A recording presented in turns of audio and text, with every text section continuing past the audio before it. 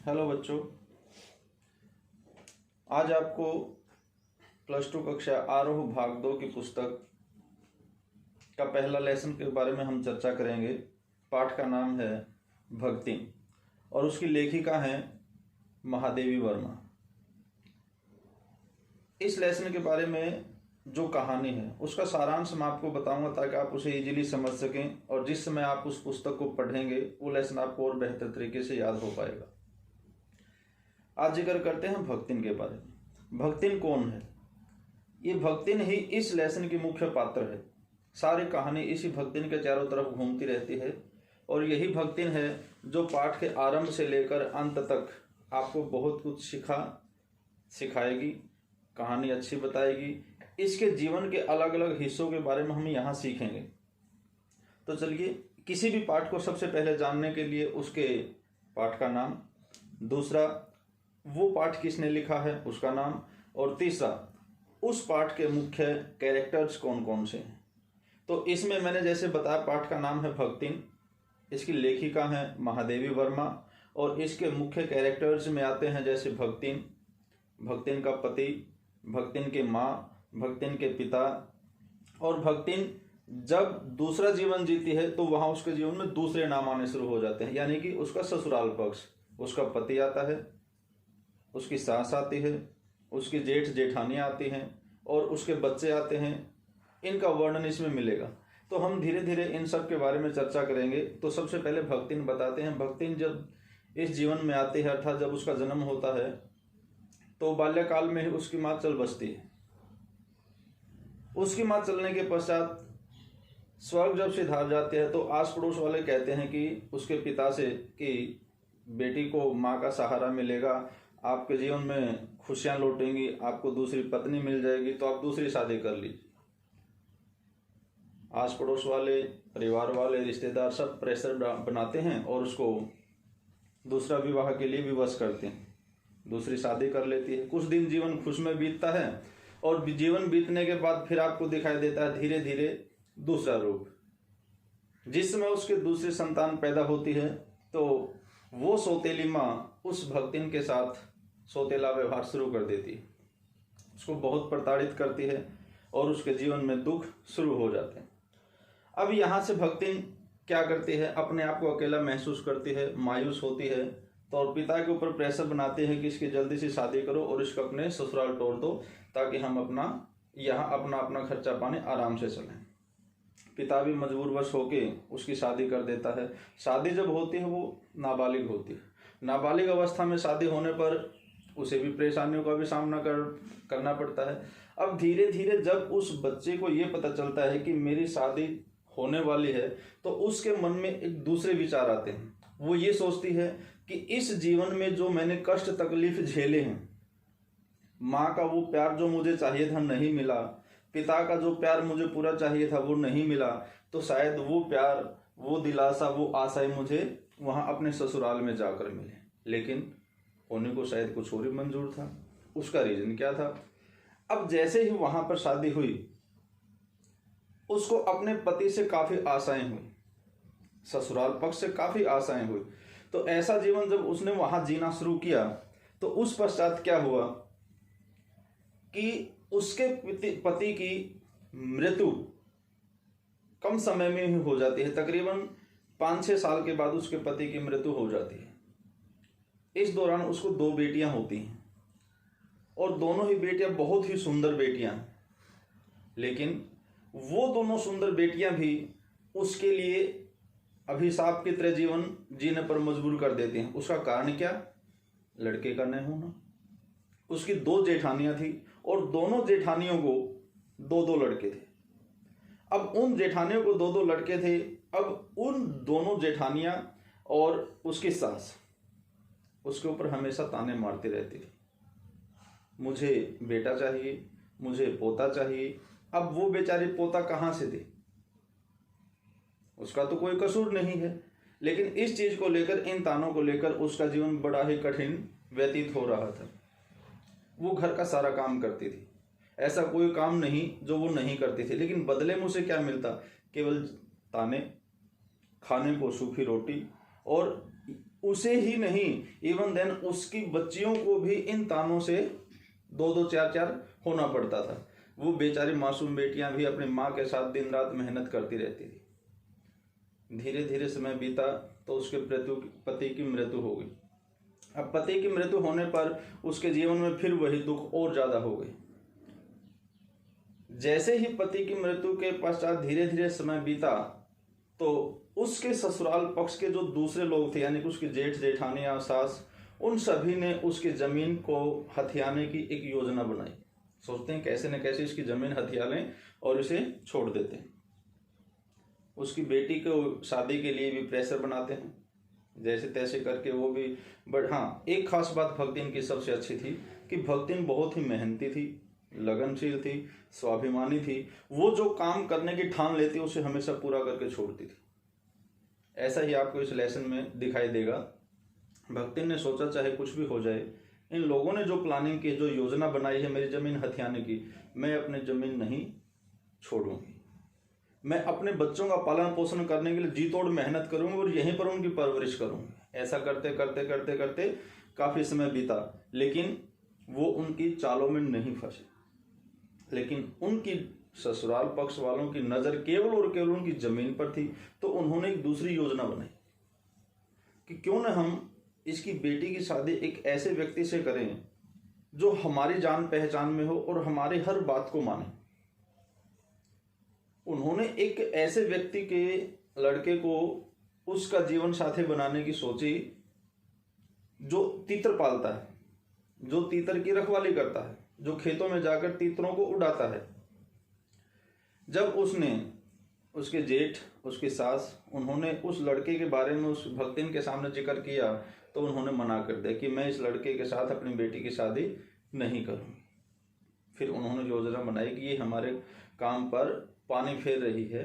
तो उन्होंने एक चुपके से एक तरीका क्या अपनाया कि जिस समय भक्तिन की बेटी घर पर अकेली थी तो उन्होंने उस लड़के को बुलाकर उसके घर में, उस कमरे में बंद कर दिया। अब बंद करके बाहर लोगों को बताया कि ऐसे ऐसे भक्तिन की लड़की और वो लड़का दोनों एक कमरे में पाए गए। अब इस कहानी का मतलब समाज में कुछ और ही बना दिया। वास्तविकता कुछ और थी, कहानी कुछ और बना दी गई। अब इस कहानी को लेकर, इस सारे मामले को लेकर इसमें एक पंचायत होती है और वो पंचायत भी निर्णय इसी पक्ष में करती है, किसी न किसी रूप में भक्तिन पे दबाव बनाती है। दबाव बनाकर कहती है कि भाई समाज में रहना है तो आपको इस लड़के के साथ ही इसकी शादी करनी पड़ेगी। बेचारी भक्तिन मजबूर हो जाती है, मजबूर होकर उसे अपने दामाद के रूप में स्वीकार करती है। लेकिन धीरे धीरे जैसे उनका जीवन व्यतीत होता है तो वो भी दामाद चल बसता है, वो भी मर जाता है। अब उसकी मौत के पश्चात भक्तिन के जीवन में कठिनाइयां और शुरू हो गई। क्यों? क्योंकि बच्चों का जो खुशियां थी वो खुशियां भी कहीं ना कहीं ग्रहण लग चुका था। हर माँ बाप ये सोचता है कि मेरा बच्चा, मेरे बेटा बेटी, मेरे बच्चों के पति या उनका जो परिवार है हमेशा खुशियों से भरा रहे, उनके घर में, घर आंगन में हमेशा खुशियां खेलती रहे। लेकिन इनके साथ कुछ और ही हुआ। उन्होंने फिर योजना बनाई कि हम ऐसा करते हैं, आज का जो समय है इस समय के अनुसार मैं अपनी सारी जी तोड़ मेहनत अपनी फसलों पे लगाऊंगा, अपने खेतों में लगाऊंगी। खेतों में काम करती, लेकिन खेतों में काम करते करते अचानक क्या हुआ कि बाढ़ आई या प्राकृतिक आपदा, जिसे हम अकाल के रूप में भी कह सकते हैं, अकाल पड़ गया या बाढ़ आई या कोई ना कोई ऐसी प्राकृतिक आपदा थी जिसके कि वहां उस समय फसल नहीं हुई। फसल नहीं होने के पीछे उसे भी परेशानियों का सामना हुआ। अब घर में बच्चों का लालन पालन करने के लिए पैसों की जरूरत थी, पैसे नहीं मिले तो उन्होंने एक सेठ साहूकार से पैसे ले लिए। अब सेठ साहूकार ने भी कहा कि मुझे कुछ समय के पश्चात वो पैसे चाहिए। पैसे जब खेत में फसल ही नहीं होगी तो पैसे अगला कहाँ से देगा? ऐसा भक्तिन के साथ हुआ। तो साहूकार ने भक्तिन को बुलाया कि तुम घर आओ और घर आकर मुझे मेरे पैसे दो। मुझे नहीं पता तुम क्या करोगे, कैसे करोगे, बट मुझे पैसों की आवश्यकता है, मुझे ज़रूरत है, तो दीजिए। भक्तिन उसे गुजारिश करने के लिए गई थी कि साहूकार जी की इस समय फसल अच्छी नहीं हुई तो मुझे कुछ समय और दे दीजिए ताकि मैं आपका सूद समेत ब्याज फिर बाद में लौटा दूंगी पैसे सभी। लेकिन ये बात कहने के लिए साहूकार ने उसे सजा पता है क्या दी? उसे सजा दी कि उसे दिन भर धूप में खड़ा रखा अपने घर के बाहर जब धूप में सारा दिन वो खड़ी रही तो ये बात उसके स्वाभिमान को ठेस पहुंचा गई।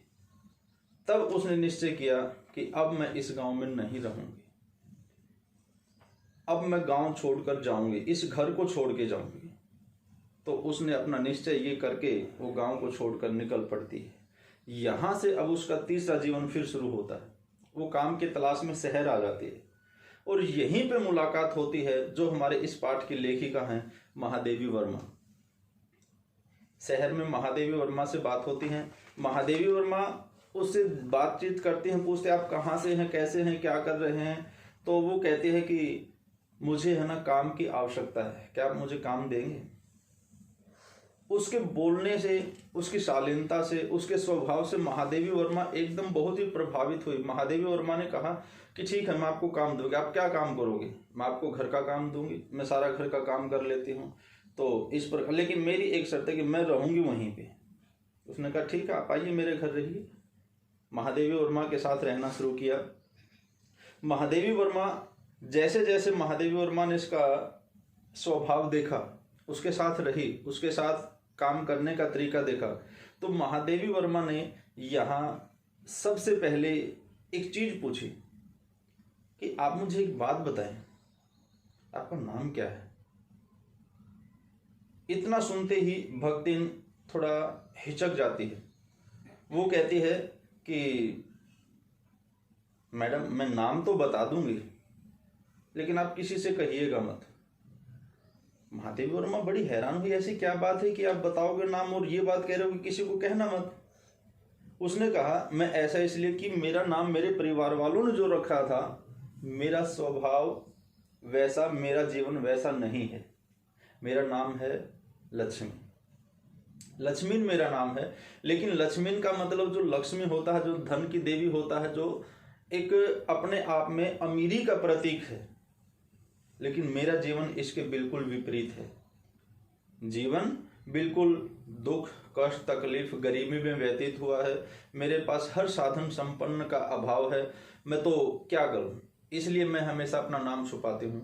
तब भक्तिन के बारे में, अर्थात उस लक्ष्मी के बारे में महादेवी वर्मा ने यहाँ पे ही उसे एक नाम दिया था जो भक्तिन था। वो क्यों दिया?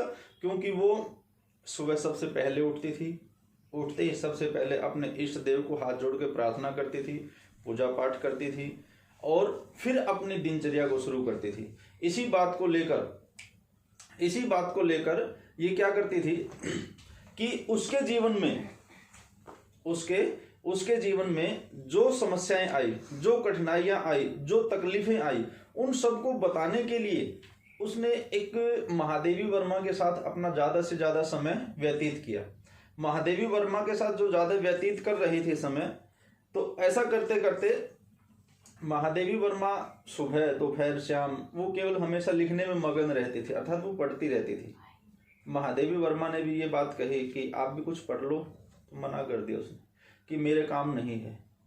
महादेवी वर्मा जब पढ़ती रहती तो वो उसके पास बैठ जाती। महादेवी वर्मा की खास बात और होती, तो उसके पास जितने भी पशु थे या पक्षी थे वो हमेशा उसके चारों तरफ चहचहाते रहते थे, घूमते रहते थे। जैसे बिल्ली थी या कुत्ते थे, तोता, पक्षी जो भी होते थे वो उसके पास घूमते रहते। हाँ, महादेवी वर्मा रात भर तक पढ़ती रहती, काम करती रहती थी, लेकिन दिन भर का सारा काम करने के पश्चात भक्तिन भी जाकर महादेवी के पास बैठ जाती। महादेवी हमेशा रात भर लिखती रहती, भक्तिन उसके पास बैठी रहती। इवन देन सभी पशु पक्षी वो सब सो जाते, लेकिन महादेवी वर्मा हमेशा उसका ध्यान रखती।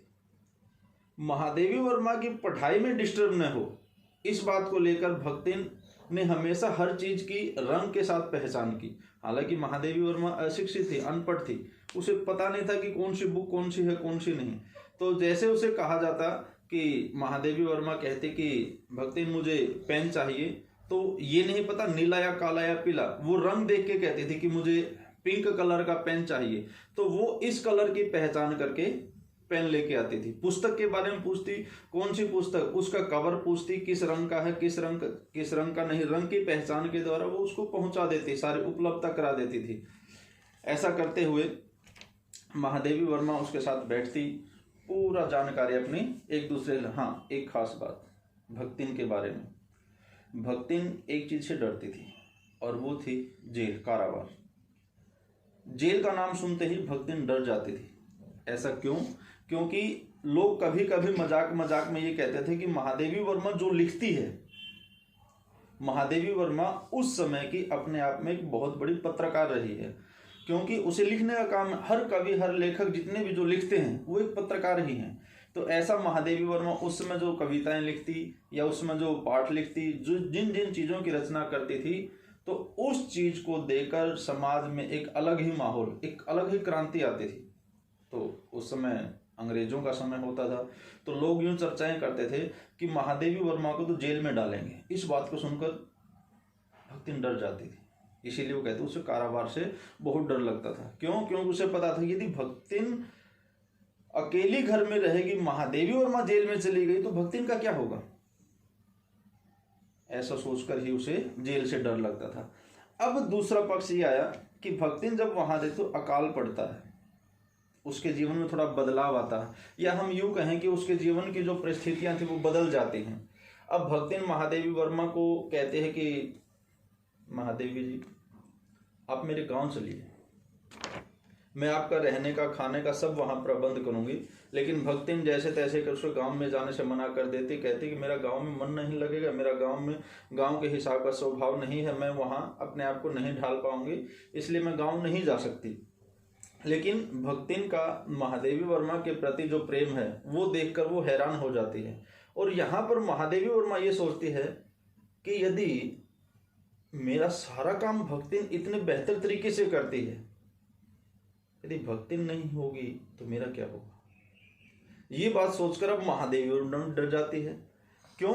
हालांकि भक्तिन इस लेसन में मरती नहीं है, महादेवी वर्मा इस लेसन में एक दूसरे से अलग नहीं होते हैं, लेकिन महादेवी वर्मा यही चीज सोचकर बड़ी हैरान हो जाती है कि मैं भक्तिन के ऊपर इतनी आश्रित हो गई हूं कि यदि बाय द वे भक्तिन मेरे जीवन से चली जाती है तो मेरे जीवन का क्या होगा। यहीं पर आकर कहानी का अंत होता है। वास्तव में मैं बता दूं कि ये दोनों आपस में यहाँ तक जीवन व्यतीत करते रहते हैं। आगे भक्तिन अपनी कहानी को यहीं पे विराम देती है और यहीं पर कहानी पूरी हो जाती है। Thank you.